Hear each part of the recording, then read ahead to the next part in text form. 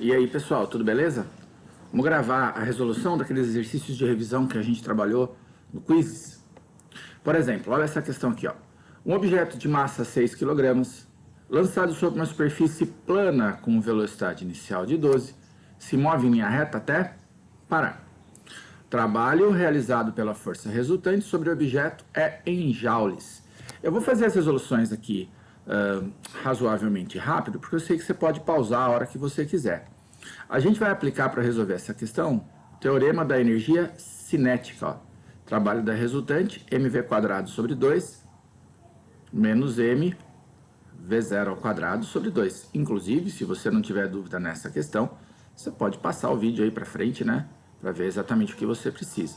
Ó, o trabalho da força resultante, então vai ser igual, massa do objeto era 6, a velocidade final é 0, porque ele vai se mover em linha reta até que para, então 0 ao quadrado, dividido por 2, menos 6 vezes 12, que era a velocidade inicial, ao quadrado, dividido por 2. Pessoal, qualquer coisa vezes 0 vai dar 0. Então, 6 vezes 0 ao quadrado dá 0, dividido por 2, ó, tende a 0, tá bom? Professor, mas por que isso? Ué, o objeto para no fim, então ele não tem energia cinética no final. E aqui, ó, esse 6 e o 2, eu posso simplificar para colocar que o trabalho da força resultante, então, vai ser negativo. Ah, senhor, mas vai dar negativo. Exatamente, a energia cinética está reduzindo aqui, ó. Então, vai ficar menos 3, 6 dividido por 2, 12 ao quadrado vai dar 144.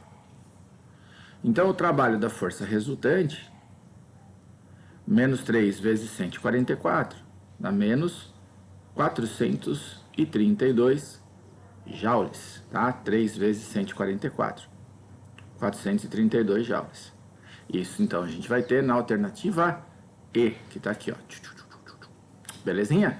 Tá? Então, eu falei, se você precisar pausar, adiantar, vai. Eu vou fazer a sequência da resolução mais rapidinho, para não ficar demorado depois para subir o vídeo. A questão 2 diz assim, ó. Um objeto sobre um objeto de 6 kg, então, objeto de 6, inicialmente em repouso, atua uma força resultante que realiza um trabalho de 300 joules. Opa, então o trabalho da resultante é 300. Determine o módulo da velocidade final desse objeto. É o mesmo princípio que a gente usou na questão anterior, a gente vai calcular o trabalho da força resultante, fazendo mv² sobre 2, energia cinética final, menos mv0 ao quadrado sobre 2. O mesmo teorema de energia cinética. O que mudou para a gente? O lugar onde a pergunta está colocada. Ó. Agora eu dei o valor do trabalho, da resultante, 300, tá? E quero saber o valor da velocidade final. Então, a massa é 6 vezes v² sobre 2, menos 6 vezes 0 ao quadrado sobre 2.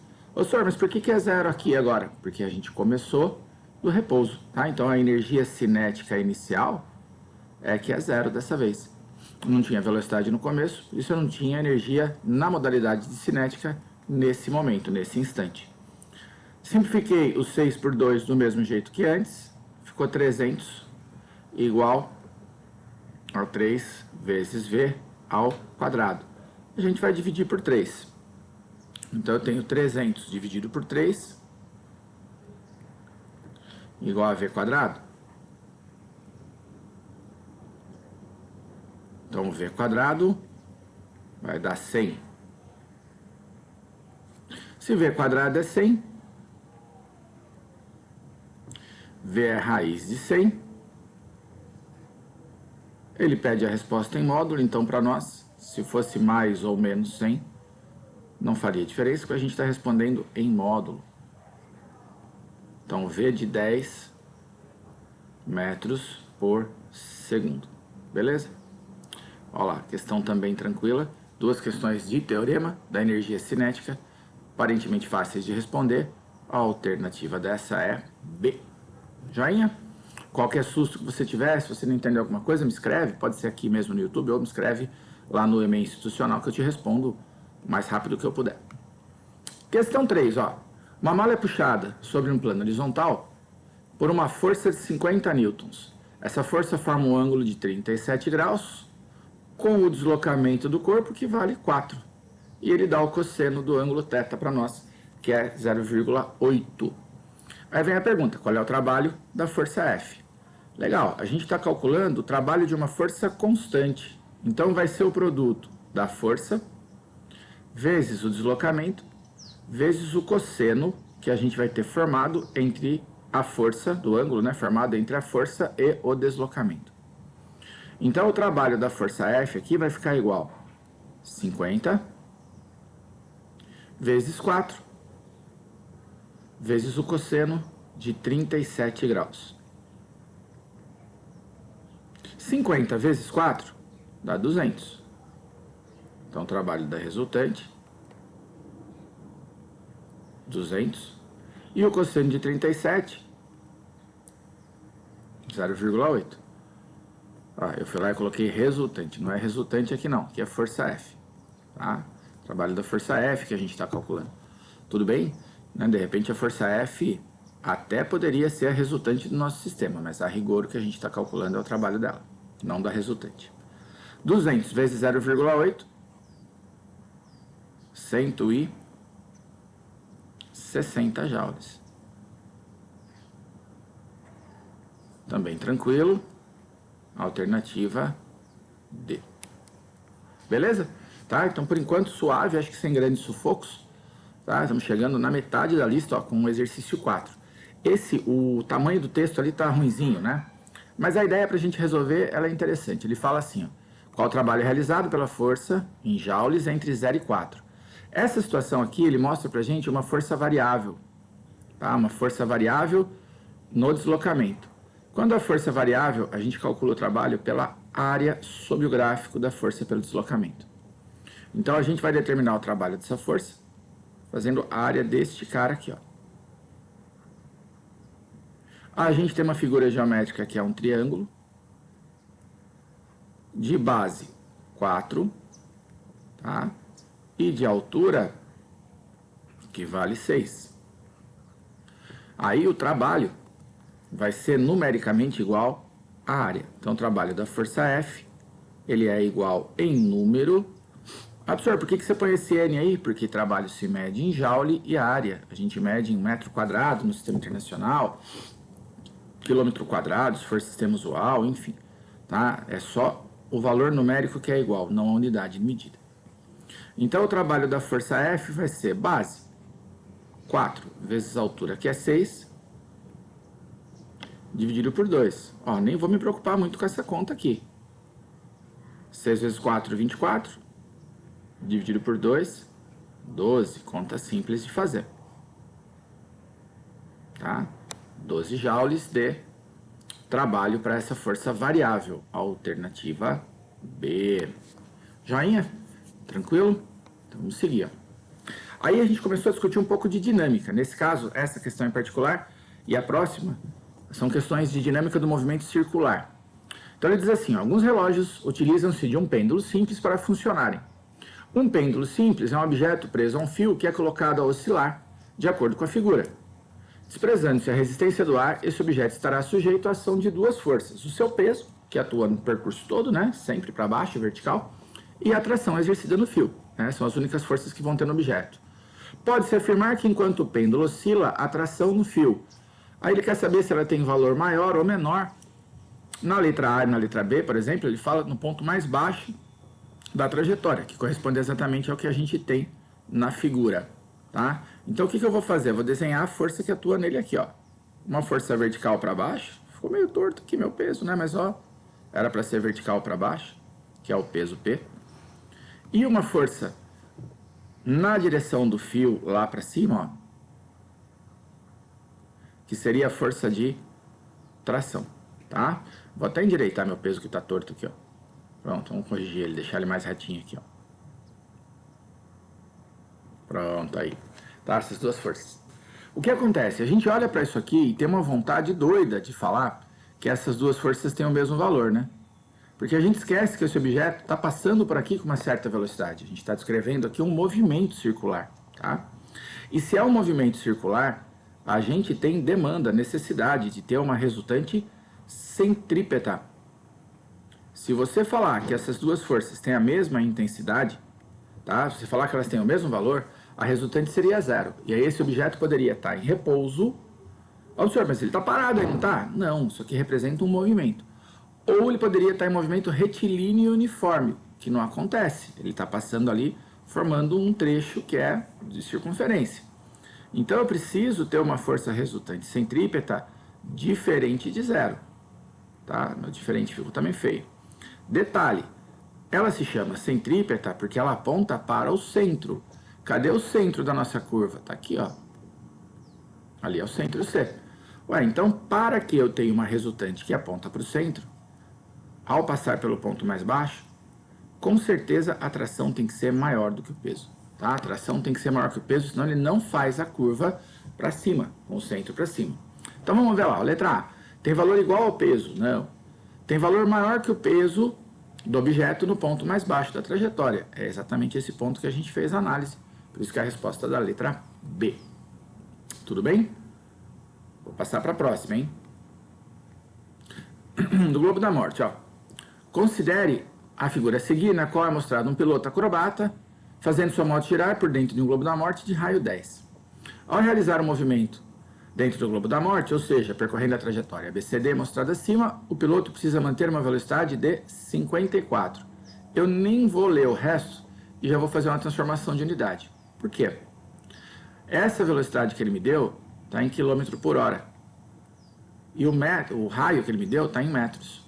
Então eu vou dividir por 3,6 e já vou colocar que a velocidade vale 15 metros por segundo, tá? Senão a gente erra a questão. Então ele tem que estar com essa velocidade para que a mesma não caia ao passar pelo ponto mais alto, que é o ponto A. Nessas condições, a intensidade da força normal, então o que ele quer saber da gente é normal, que o globo da morte aplica sobre o conjunto de massa 200, sendo G igual a 10, é muito bom. A primeira coisa que a gente vai fazer é desenhar as forças que atuam na moto quando ela passa pelo ponto mais alto, perdão. Primeira força que a gente vai ter, peso. E além do peso, vai existir uma força normal, que também vai apontar para o ponto mais baixo, tá? As duas apontam no ponto mais baixo, beleza? Para baixo da trajetória. Peso sempre é para baixo e a normal é para baixo, porque eu tenho a força sendo oposta ao plano de apoio, ao sentido do apoio, né? Bom, o que vai acontecer aqui? As duas apontam para o centro da curva, então eu posso falar para você que normal mais o peso vão ser iguais à nossa resultante centrípeta. Como é que eu calculo a resultante centrípeta? mv² sobre o raio.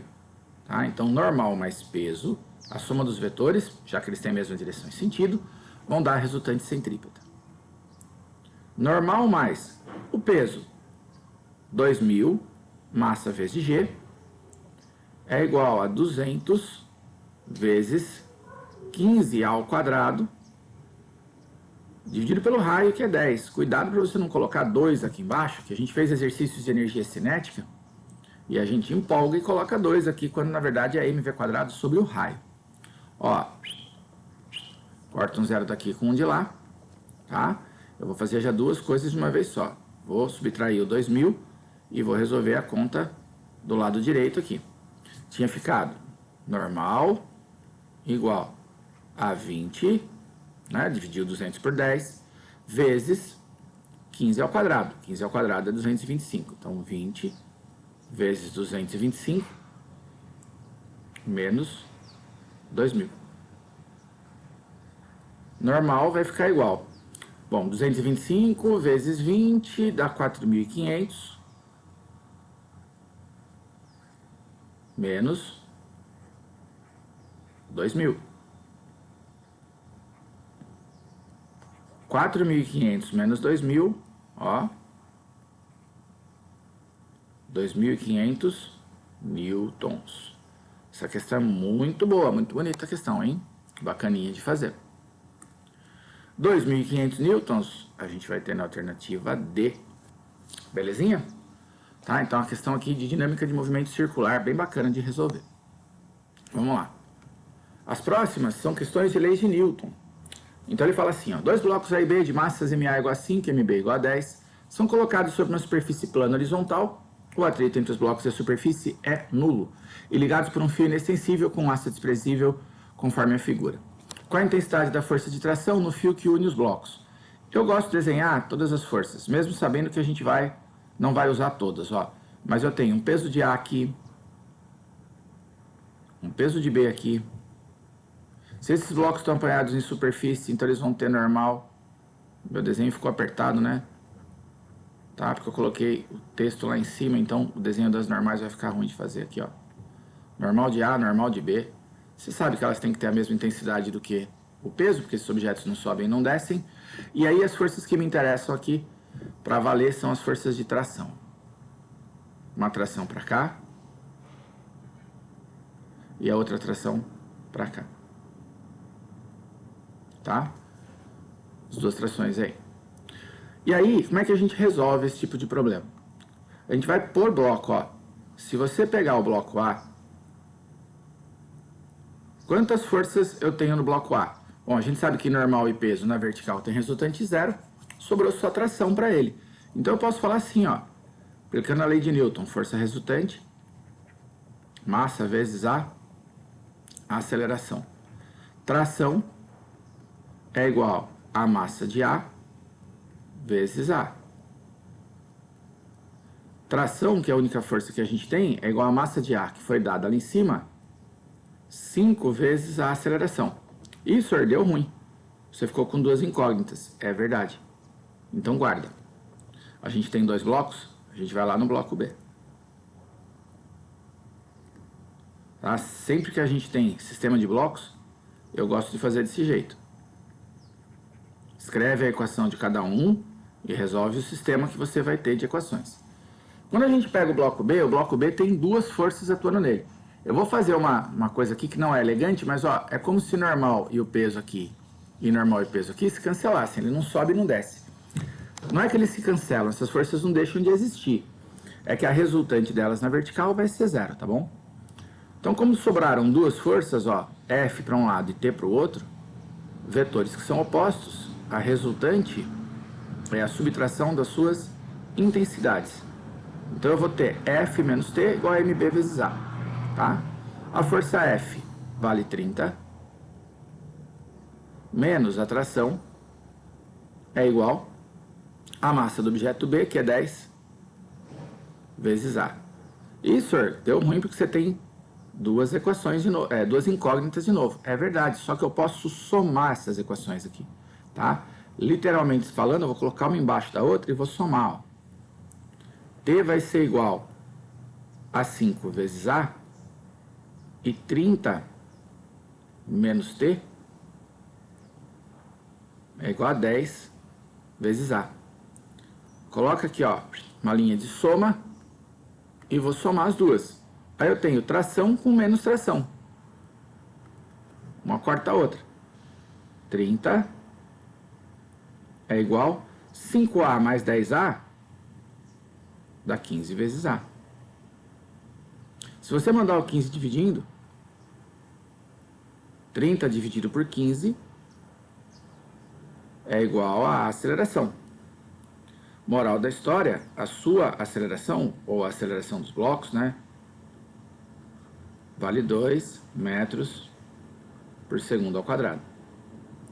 Senhor, mas não foi isso que ele pediu a tração. Você tem razão, ele pediu a tração. O que a gente faz para achar a tração? Deixa eu descer um pouquinho a tela aqui.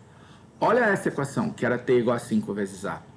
Eu volto nela, porque é um sistema de equações. Se eu não sabia a tração e não sabia a aceleração, e agora a aceleração eu achei, eu volto nela para resolver.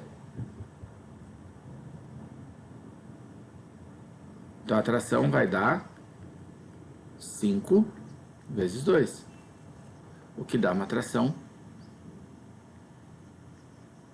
de 10 newtons. A intensidade dela vai ser 10. 10 newtons a gente tem na alternativa B. Belezinha? Tá? Probleminhas de blocos. É necessário que você saiba fazer isso. Desenhar a equação de cada um deles. E a partir do desenho dessas equações, tá? Resolver um sisteminha. Se você precisar, pausa, eu vou pro próximo. Ali, ó. Última questão. A figura abaixo ilustra uma máquina de etude. Supondo que essa máquina possua uma polia e um cabo de massa insignificantes, que os atritos também são desprezíveis e que os blocos tenham massas M1 igual a 2 e M2 igual a 3, o módulo da força de tração em newtons no fio que une os blocos é... Ó, eu vou desenhar as duas forças aqui, então, que começam com o nosso problema. Os dois pesos, ó. E meu peso saiu torto, mas vai ficar meio assim mesmo, ó. Um peso para baixo. Que peso é esse? O peso 1. Eu vou pôr o valor direto, então não vou pôr a seta em cima dele. Se a massa 1 é 2 e o G é 10, o peso 1 vale 20. E aqui a gente também vai ter para baixo, vertical, tá? 1 peso 2. Se a massa é 3 e o G é 10, 3 vezes 10, 30 newtons. Beleza? Tá, então os dois valores de pesos que a gente vai ter. E, obviamente, a gente vai ter uma tração de cada lado deles aqui, ó.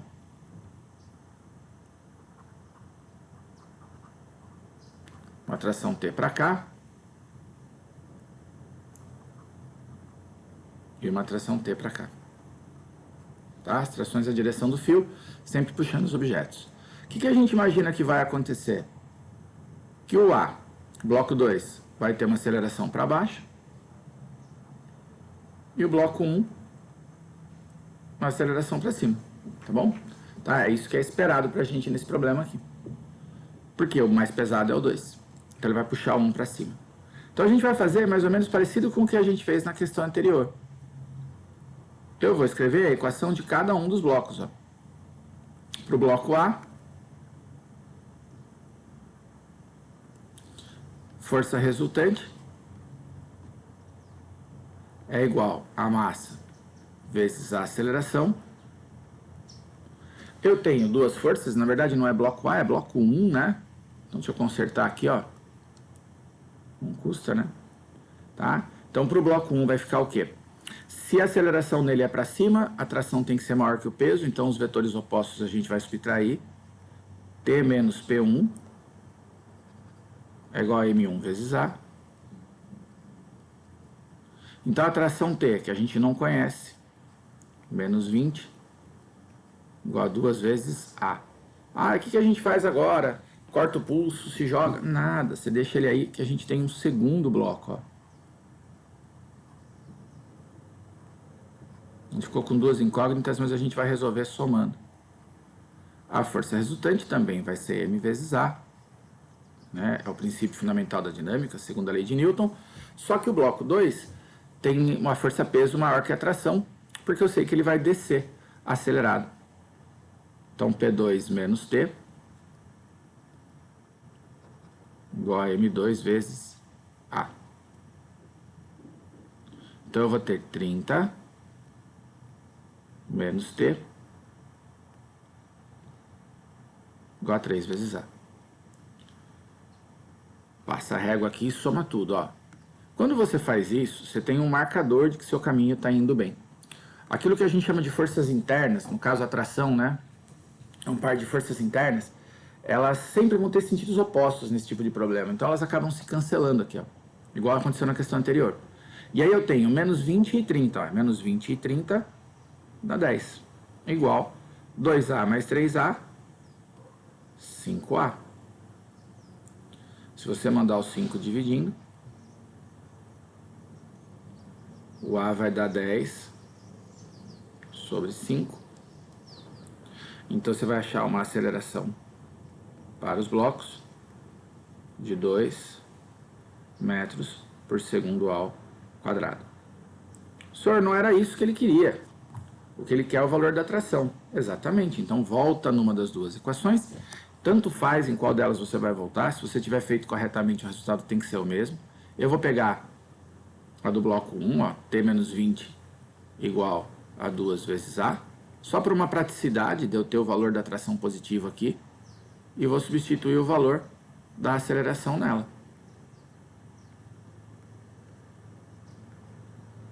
T menos 20 igual a 2 vezes 2.